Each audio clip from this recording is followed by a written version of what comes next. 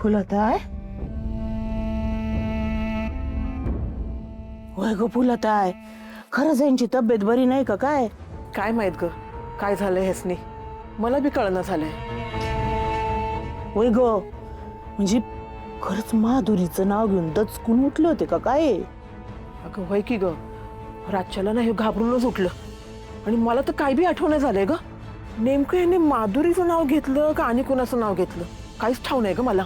पण मी काय म्हणते, ती माधुरी तिच्या आई बापाच्या स्वप्नात यायचं सोडून मरायला यांच्या स्वप्नात कशाला आली होती?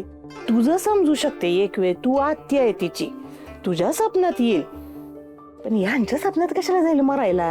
आता काय सांगू तुला रंजी, ह्यासनी पण काळजी वाटत असेल की माधुरीची, म्हणून आली असेल ग स्वप्नात.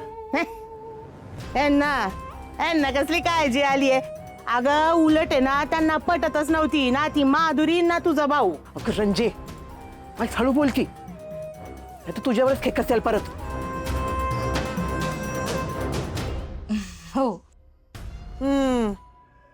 त्या हातातल्या भरभरून आलेल्या पिशव्याच सांगतय केवढी खरेदी झाली ती.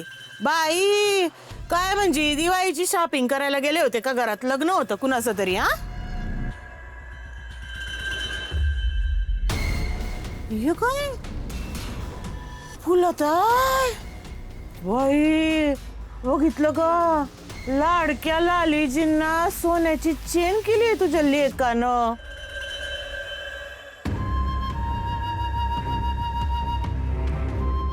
आत्याबाई, ह्यांचं ना ह्यांच्या बायकोवर प्रेम आहे.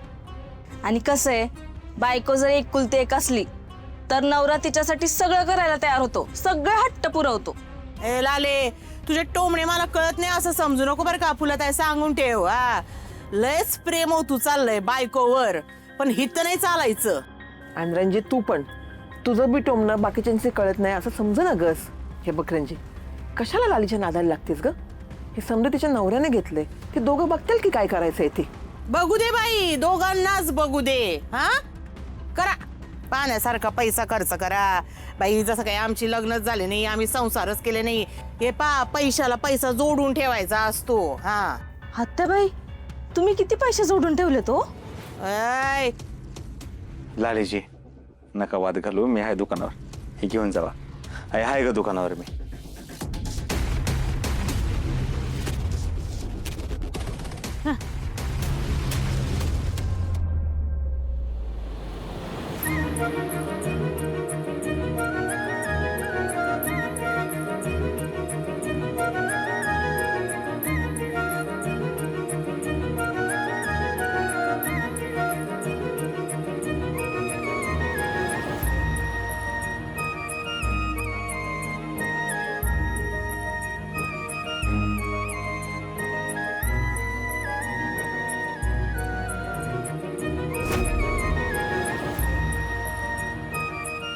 हा रंग बघा ना, वेगळाच आहे ना? होय होय वेगळा आहे, पण मी खरं सांगू का, ह्या रंगापेक्षा तुम्ही जास्त खुलून दिसताय.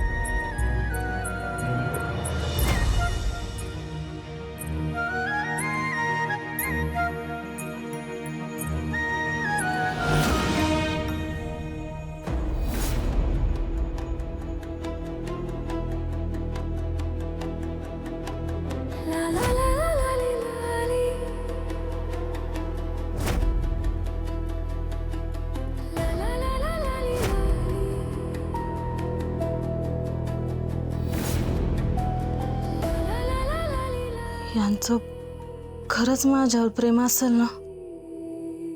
का हे सगळं मला फक्त दाखवण्यासाठी केलंय?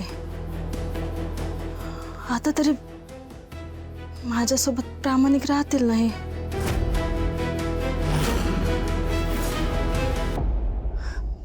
माधुरीच्या आणि आर्याच्या प्रकरणात एवढे पळून निघालेत हे, आता नाही चुकीचं वागणार.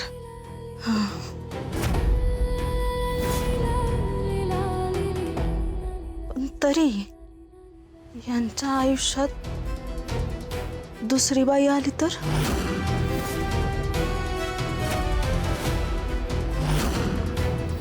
अजून किती पण मुर्दे पाडायला लागले तरी चालतील, पण मी ह्यांच्या आसपास कुठल्याच बाईला फिरकू देणार नाही.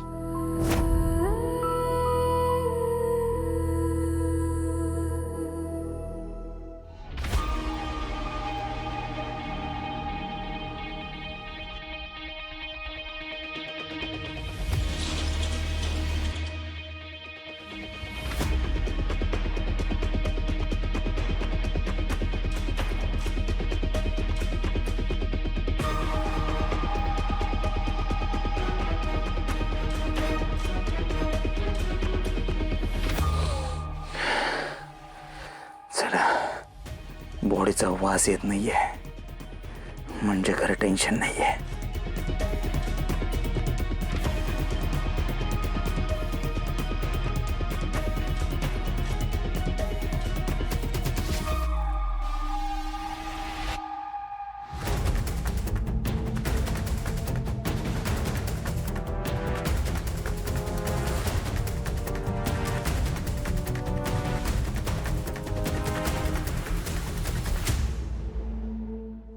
गोपाळ, अरे काय चाललंय लागा? बास कर जरा.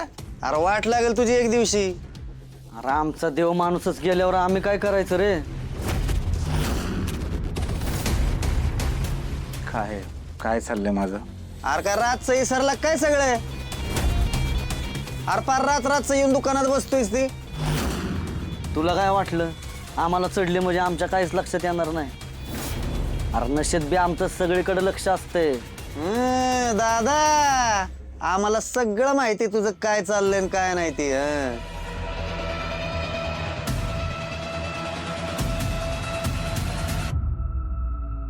काय माहितीये? अरे बाबा हेच की तुला लय कष्ट करायचंय आणि लय पैसा कमवून आप्पाचं कर्ज फेडायचंय. बरोबर? हा लगा तुझ्यासारखा पोरगा का नाही सगळ्यांना मिळू बघ. अरे वय बाबा सगळ्यांना मिळो, पण एवढं बी कष्ट करू नको की तुझी एका पॉइंटला हालत माझ्यावानीच व्हायची. हा अरे लगा कसं वाटेल लगा ती पैलवानाचा पोरगा काडी पैलवान. ए चिपऱ्या गप. अरे लगा तुझ्या एवढं कष्ट आम्ही केलं असतं का नाही गावात बंगलं बांधलं असतं बंगलं. अरे रोज दारू पेलो असतो, ती बी क्वार्टरनी नाही खांब्यानी, ती बी इंग्लिश. नाही नाही खरंय खरं तुझं तू केलंच असतं हे मग तू करायलाच पाहिजे खरं तर. पण काय आहे, आता आमच्या घरच्यांच्या चेहऱ्यावरती आनंद बघायचा असेल, सगळ्या घराला सुखात बघायचं असेल तर एवढे कष्ट केलेच पाहिजे नाही का? चालायचंच. हा खरंय खरंय खरंय.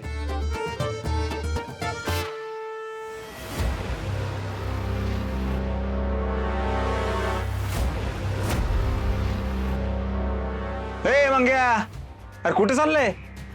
अरे नाही ती सामान आणून ठेवलं होतं ना, म्हणलं फर्निचर घेतलं का नाही करायला बघायला गेलो तू. हा ते नाही घेतलं अजून. ते जे कारागीर माणसं आहेत ते दुसऱ्याच कामात बिजी आहेत. हा?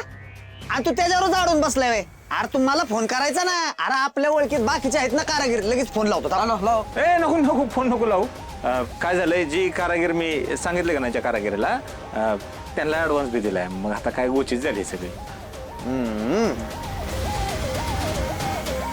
गोपाळ, बॉडीचं काय झालं?